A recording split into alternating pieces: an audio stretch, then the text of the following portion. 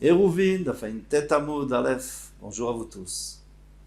Nous avons appris dans la Mishnah du Hamoud précédent que lorsqu'on avait donc un sillon entre deux cours qui faisait 4 de large, 4 fakim de large et 10 de profondeur, ça fait interférence. Si on a mis de la paille dedans, ça ne sert à rien parce que la paille, on va l'enlever. On parle d'une paille qui est destinée à la nourriture des animaux. Si on a mis de la terre ou des cailloux, eh bien à ce moment-là, c'est batel, ça va rester là-bas. Et c'est comme s'il n'y avait pas de sillon, donc c'est la même cour. Pardon. Mais le hafar, si c'est plein de terre, on a dit que c'est batel, c'est annulé là-bas. Vafilou Bestama, même s'il n'a pas précisé. Même s'il n'a pas précisé qu'il va la laisser là-bas, c'est sûr qu'il va la laisser là-bas. Pourquoi pas? Pourquoi il va l'enlever? Ça y est, il a rempli son trou, c'est fini. Ve'atnan, et pourtant on a vu une Mishnah, Abayt Shemilu Teven, Otsurot, une maison qu'on a remplie. Alors il y avait une maison, il y avait un mort dedans. Donc tout ce qui est à l'intérieur de la maison est tamé. Maintenant, on l'a rempli de paille. Ou alors de cailloux. Ou bitlou, et il les a annulés là-bas, donc il a dit je les laisse là-bas. Batel, c'est batel. Bitlou, in, s'il les a annulés, c'est batel. Lo bitlou, lo, tourne la page, mais s'il les a pas annulés, ce n'est pas batel. Donc on voit qu'il faut l'annuler là-bas, même la terre, il faut l'annuler là-bas. Maintenant, à quoi ça sert d'annuler? C'est que si je l'ai annulé là-bas, donc maintenant ma maison est pleine, donc il n'y a pas de vide, et il faut qu'il y ait du vide pour que la maison puisse protéger l'extérieur de la touma. Mais si c'est plein, donc on appelle ça touma et tout ça, c'est une touma qui n'arrive pas à sortir, qui n'arrive pas si vous voulez, elle n'arrive pas à s'étendre dans la maison, donc elle sort de la maison, et celui qui serait sur la maison, à l'extérieur, il deviendrait tamé. Mais ça c'est seulement si on a l'intention de laisser là-bas, parce que c'est batel, et si là, on n'a pas l'intention de laisser, ou si on n'a rien dit, ce n'est pas batel, et donc on sait très bien qu'on va l'enlever, donc pour l'instant cette maison elle est pleine d'air, et là, tout reste à l'intérieur. En tous les cas, on voit très bien qu'il y a une contradiction. Parce que dans notre Mishnah, on a dit que quand on met de la terre, c'est batel. Et là-bas, on a dit non, il faut dire que c'est batel. S'il n'a pas dit, c'est pas batel. Amaravuna, donc on va essayer de donner plusieurs réponses. Amaravuna, Mantana Oalot, Rabbi Yossi. Qu'est-ce qui a dit cette Mishnah-là de Oalot, de Touma, qui a dit qu'il faut être Mevatel, que tant qu'on n'est pas Mevatel, c'est comme si c'était pas là. Et donc la Touma reste à l'intérieur. Ça, c'était Rabbi aussi. Mais dans notre Mishnah, c'est les Chachamim. La Gemara dit, mais non, c'est pas possible. Et Rabbi aussi, mais Rabbi aussi, on a appris exactement le contraire. D'Etania. Parce qu'on a enseigné dans une vraie tradition, Omer, Teven, si il y a de la paille, Ven ati difnoto, mais tu n'as pas l'intention de l'enlever, Areu kestamafar, c'est comme de la terre normale. Et la terre normale, c'est quoi? Ou batel. C'est batel, même si tu n'as rien dit. Afar, vertit lifnoto, mais si c'est de la terre et tu as l'intention, tu as dit que tu vas la déblayer, Areu kestam teven, alors c'est comme la simple paille que normalement tu vas déblayer puisqu'elle est pour les animaux. Vélo batel, c'est pas batel. En tout cas, qu'est-ce qu'on a vu ici clairement? C'est que la référence, c'est la terre, et la terre, quand on n'a rien dit, eh bien, c'est batel. Alors, on voit Rabbi aussi, il pense comme notre Mishnah à nous, et pas comme la Mishnah de Ohalot. Et la Maravasi, donc Ravasi a dit, Ma'intana Reuven, Rabbi aussi. Qu'est-ce qui a enseigné Reuven? C'est Rabbi aussi. Donc notre Mishnah à nous, c'est Rabbi aussi qui l'a enseigné. Et le Tana de Ohalot, c'est les Chachamim, qui disent qu'il faut être Mevatel. Mais chez nous, on n'a pas besoin d'être Mevatel. De toute façon, c'est déjà Mevutal, c'est déjà annulé. Ravuna, Bered Rav Yoshua, Ma'ar. Rabbi Yona, le fils de Rabbi Yoshua, il dit encore quelque chose de plus facile à comprendre. Touma à Shabbat Karamit. Tu poses une question de Touma contre Shabbat. Anach est sur Shabbat. Laisse tomber le Issour du Shabbat. D'Afilo Arnaki. Namim Vatil Yinish. Même un portefeuille qui est tombé quelque part, qui est dans un endroit, eh bien, il est Mevatel Auto. Pourquoi? Parce que il annule pour Shabbat, parce qu'il n'a pas le droit de porter, parce que c'est Mouktsé. Pourtant, c'est de l'argent, il n'a pas intention de laisser là-bas plus que une seconde après la sortie de Shabbat. Mais pour l'instant, Shabbat, il va le laisser là-bas. Donc tu vois que ça s'annule. Donc c'est pour ça que pour Shabbat, s'il y a de la terre, c'est sûr qu'il ne va pas la prendre, c'est Mouktsé. Donc c'est sûr que c'est annulé. Il n'y a pas besoin de le dire. Tandis que pour la Touma, ah non, pour la Touma, non. Pour la Touma, c'est pas Mouktsé, c'est pas Shabbat, non, on n'est pas Shabbat. Donc, il faut qu'il dise s'il va laisser la terre ou pas. S'il n'a pas dit, pour l'instant, il va peut-être l'enlever. Il n'y a aucun issue d'enlever. Et alors, la Touma reste à l'intérieur de la maison. Ravashi Amar, Baït Acharitz, Karamit. Ravashi, il dit non, c'est pas il y a une autre différence entre les deux Mishnayot. Toi, tu veux poser une question entre Baït, dans la maison, et Charitz, et le sillon. Alors tu veux dire, pourquoi dans la maison, il faut être Mevatel, il faut annuler. Tant que tu n'as pas annulé, c'est pas Mevoutal, c'est pas annulé. Et dans le sillon, c'est tout de suite annulé. Il dit, Bishlama Charitz, Nemitami Akae. Bien sûr, le sillon, c'est fait pour être rempli. Normalement, quand il y a un creux, il y a un fossé qui dérange, excusez-moi, sillon, un fossé, eh bien, tu as envie de le remplir pour qu'on puisse passer. Donc, c'est fait pour remplir. Donc, si tu as mis de la terre là-bas, tout le monde a compris que tu vas la laisser, tu n'as même pas besoin de le dire. Et la baït, les mitami akae, mais tu veux me dire que la maison aussi, c'est fait pour ça. Une maison, c'est fait pour être remplie et qu'on puisse même plus passer. Non, une maison, c'est fait pour être vide. Donc, s'il l'a mis et qu'il n'a pas dit, on considère qu'il va l'enlever. C'est sûr qu'il va l'enlever. Il faut qu'il dise, je vais le laisser. C'est pour ça que c'est différent là que là. Donc, on a tout répondu. On a plusieurs réponses. Nathan alav neser chez Achavava. On avait dit que si on met une passerelle entre un côté et l'autre côté, c'est-à-dire de ce fossé, Amarava loshanulash Nathan le rochvo. Tout ce qu'on a dit, c'est si on a mis une passerelle, comme son nom l'indique, c'est-à-dire dans la largeur, à travers la largeur du fossé, au-dessus de la largeur, je mets une passerelle de 4 de large, et comme ça, je peux passer facilement. Donc à ce moment-là, j'ai rattaché les deux chatzerot. Ava, le orko, mais si j'ai mis dans la longueur du sillon, c'est-à-dire que j'ai le sillon, et dans la longueur du sillon, j'ai mis une petite poutrelle de un tefar. Donc maintenant, il n'y a plus 4 fachim, il n'y a que, en tout cas sur 4 tefachim de long, j'ai une largeur, dans ce fossé, j'ai une largeur que de 3, puisqu'il y a une poutre qui empêche, qui prend une partie de la largeur. Et cette poutre, comment elle tient sur des poteaux, disons. Eh bien, à fil ou kol shehu, même si elle fait 1 centimètre, la poutre, nami, et c'est bon. Ça annule le fossé, et on peut faire un hérouve entre les deux chatzerot. Pourquoi? Cheremi et Tomé Dalet, parce qu'on n'y a plus 4. Il y a 3,99, ça y est, il n'y a plus 4. Il n'y a plus 4 fachim dans le fossé, et puisqu'il n'y a plus 4 fachim, on peut passer dessus, et donc, ça ne s'appelle pas une séparation entre les deux cours. Maintenant, pour terminer, on avait dit que s'il y avait 2 balcons, donc d'après Rachid, du même côté de la rue, 2 balcons qui sont côte à côte, on peut mettre une planche, et comme ça on pourra faire un hérouve entre les deux.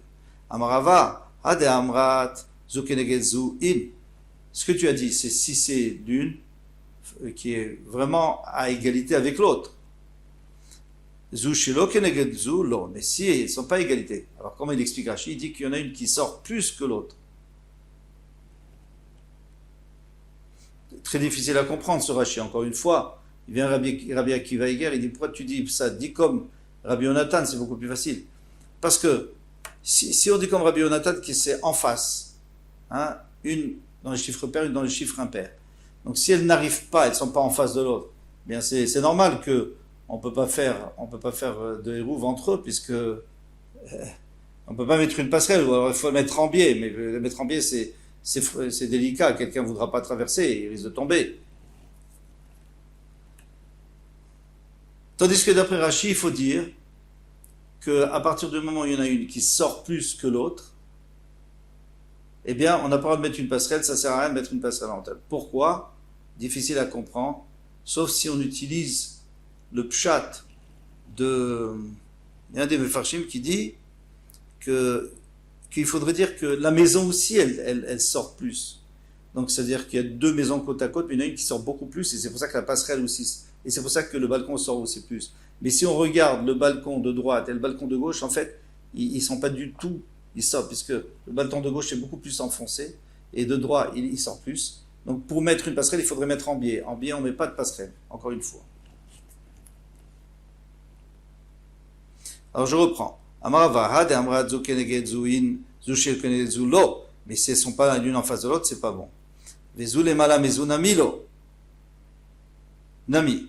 Et si une sur l'autre, c'est une qui est un peu plus haute que l'autre, c'est pas bon. Lo amra nelashiesh benzeleze shloshat fachim. C'est seulement s'il y a 3 tfachim de différence. Peu importe, d'après Rashi, c'est-à-dire il y en a une qui est un peu plus longue. D'après Rabbi Yonatan, une qui est, elles sont pas tout à fait en face, mais il y a moins que 3 tfachim de différence entre eux. Aval en benzeleze shlosha, mais s'il n'y a pas 3 tfachim, zustra akumaï, ça s'appelle une zustra akuma. Ça s'appelle un balcon tordu. Une fois qu'on les a reliés, ça s'appelle, par exemple, s'il y en a un qui est un peu plus haut que l'autre, c'est pas grave. Alors c'est un balcon qui est penché. Et si ils sont un petit peu décalés, eh bien, c'est moins que 3 tfachim, donc c'est la voûte, et ça s'appelle un seul balcon un peu décalé, un peu tordu. Et à ce moment-là, ça sera mouta. Après, Mishnah. Matnitin. Matven sheben shte chatzerot, donc il y a une meule de foin entre 2 cours. Gavo asarat fachim, qui est haut de 10 fachim et qui est large de toute la cour, qui ferme la cour. Mervin shnaim ven mervin echad.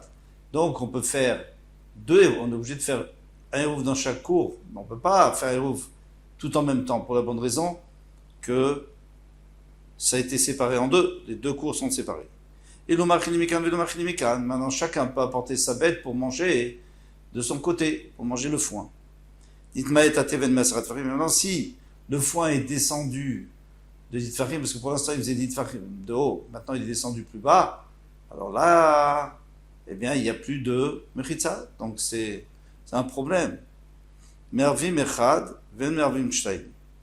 À ce moment-là, si c'est avant Shabbat, eh bien, on peut faire un hérouf tous en même temps, mais pas chacun à part, puisque c'est séparé. Amaravuna, Ravuna a dit, tout ce qu'on a dit ici, c'est qu'il laisse sa béma manger, mais pas qu'il prenne et qu'il mette dans une boîte dans le mangeoire pour lui donner à manger. Pourquoi?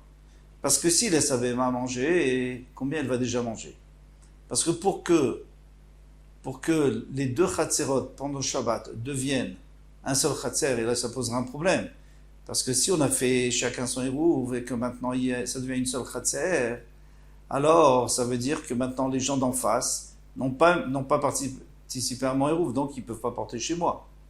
Et moi je ne peux pas porter chez eux, et personne ne peut porter nulle part d'ailleurs, puisque les hérouvines sont tombées à l'eau, puisque on est une grande famille maintenant, et il y a la moitié qui n'a pas participé.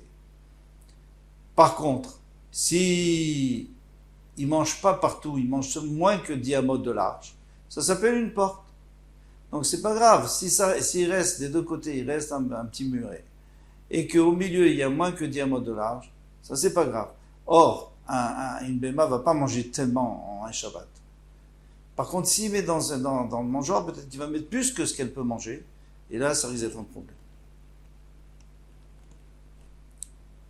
Maintenant, toi, tu m'as dit que de mettre la bête, on a le droit.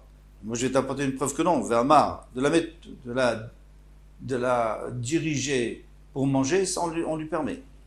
Vermar, Ravuna, et pourtant Ravuna a dit, on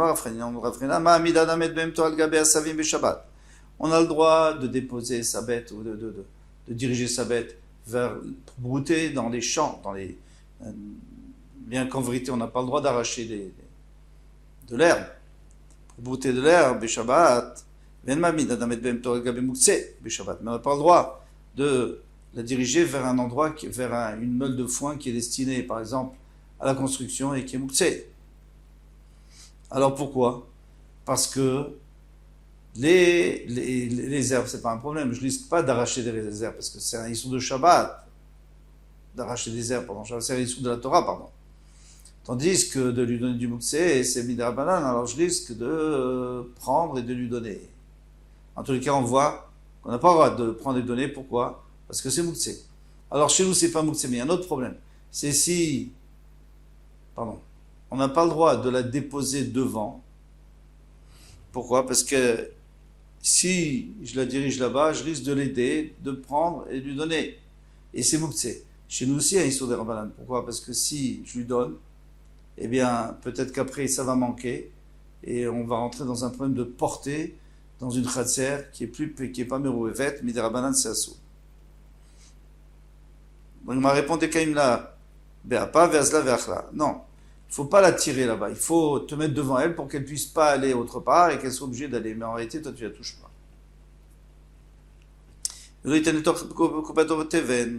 Et il faut pas qu'il mette dans la boîte pour lui présenter de la paille de cette meule de foin qui est entre les deux chatzerot. Pourtant, il y a une braïta qui dit Be'ayit, sheben shte chatzerot. Maintenant, il y a une maison entre deux chatzerot. En fait, il y a trois maisons. Une maison à droite, une maison à gauche, une maison au milieu. Et chaque maison, celle de droite, elle a son khatser, et celle de gauche, elle a son khatser.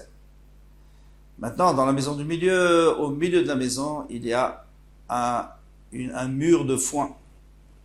Milou Teven, ils ont mis du foin. Mervin Sheiven, Mervin Echad. Maintenant, chaque khatser, eh bien, elle est indépendante de l'autre khatser, puisque entre les deux, il y a ce mur. Donc chacun fait son hérouve, on ne peut pas faire un seul hérouve pour les deux. Zenotanetor Kupato Ve'achil. Il y en a, celui qui veut, il peut mettre, c'est-à-dire celui par exemple de la cour de droite, il peut mettre dans sa boîte pour aller donner, dans sa caisse pour aller donner à son animal. Et celui de gauche, la même chose. Kupato Ve'achil. Alors, on va voir, on avait dit qu'on n'avait pas le droit de mettre dans sa coupa, de peur qu'on prenne trop. Mais on va déjà finir. Si, à cause de tout ce qu'ils ont mangé, les animaux, eh bien, ça a descendu en dessous de 10 tfachim. Eh bien, et dit à mode de l'arche, Shnem Asurim, alors tout le monde est assourd. Pourquoi? Parce que, maintenant, c'est une grande khatser et on n'a pas fait d'érouve ensemble. Donc, il y a des gens qui manquent dans le hérouve. Qu'est-ce que ça doit c'est? Comment est-ce qu'on fait? Noël et Beto, il ferme sa maison. On va tel Drishuto. Par exemple, la cour de droite, et on avait dit la maison de droite, la maison de gauche. Maintenant, la maison de droite, elle n'a plus le droit de porter dans cette maison du milieu. Celle de gauche non plus, parce que cette maison, elle est pour tout le monde, finalement, puisqu'il n'y a plus de mérite au milieu. Alors, s'ils sont gentils, et qu'ils veulent laisser l'autre porter, alors celui qui est gentil, il va fermer sa porte, et il va annuler son réchoute, comme ça, l'autre pourra porter. Il va annuler sa part dans cette maison du milieu, et comme ça, l'autre pourra porter dans toute la maison du milieu. Ou à sauver Chaver au moutard. Donc lui, il ne pourra pas porter du tout là-bas dans cette maison du milieu, mais son Chaver pourra. Et la même chose, s'il y avait une fosse entre deux villes, et la fosse a été justement à 2000 amotes de chacun. Donc elle est en plein milieu entre les deux, le troum d'une ville et une troum de l'autre ville. Shemen Shte Troum et Shabbat. Alors qu'est-ce qu'on a vu là-bas? On voit aussi qu'il a le droit, chacun a le droit de prendre de son côté, donner à ses BMA, mais peut-être qu'après tu vas prendre un peu de l'autre côté. Là tu n'as pas le droit parce que tu sors de ton trou et tu fais rentrer quelque chose de l'autre côté du trou, ça on n'a pas le droit.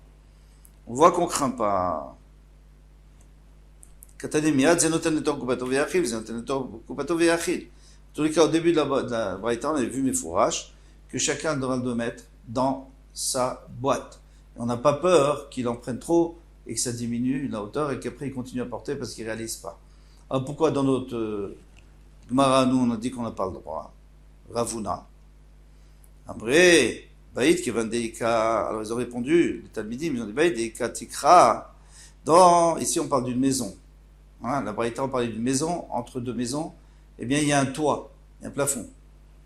Qui m'effrite, minkirale milta. Si tu en prends trop et que maintenant il ne reste plus de méritza, tu vois tout de suite, parce que ça s'éloigne tellement du plafond, et alors tu porteras pas. Mais dans un khatser où il n'y a pas de toit, alors tu risques de ne pas réaliser, tu risques de porter. En réalité, tu n'avais pas le droit de porter puisqu'il n'y a plus de méritza. Et donc il n'y a plus d'érouve non plus. Maintenant, si la paille a été diminuée de 10 tfachim, les deux sont assouvis. Ça, c'est ce qu'on a appris plus haut. Pourquoi? Parce qu'il n'y a plus de mur, il n'y a plus de séparation. Sarah Share Bessia, s'il reste 10 tfachim, eh bien c'est permis. La falgav demi de l'étikra, tout va. Pourtant, le plafond, il est plus haut que ça, non? 10 tfachim, c'est rien, 10 tfachim, c'est 1 mètre.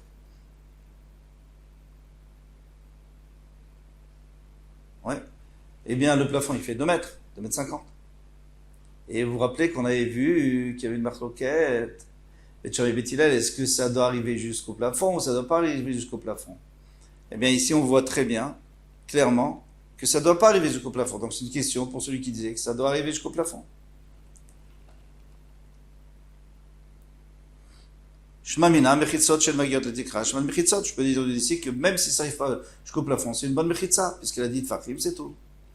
Amar Abaye dit acha bebait shlosh esre chaser masheu.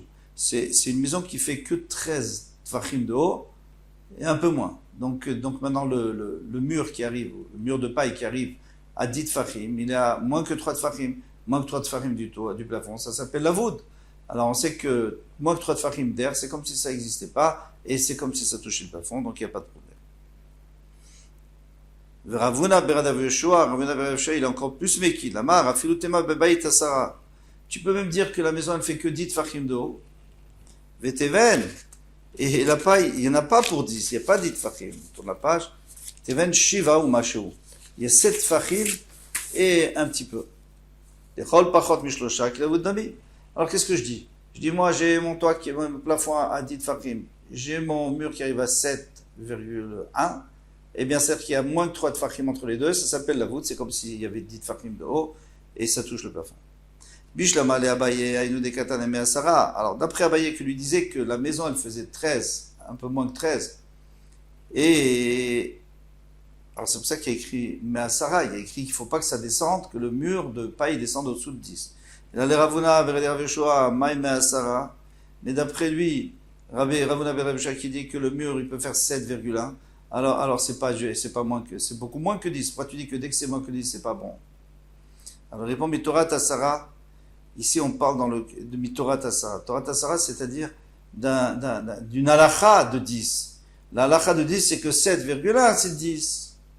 Donc de ce principe de 10, il faut pas baisser. Ça veut dire que dès que tu arrives à 7,1, il faut s'arrêter. Parce que si tu arrives à 7, c'est fini. Il n'y a plus les vaudes et alors on ne peut plus porter. À bientôt, Bezrat Hashem Kol Tov.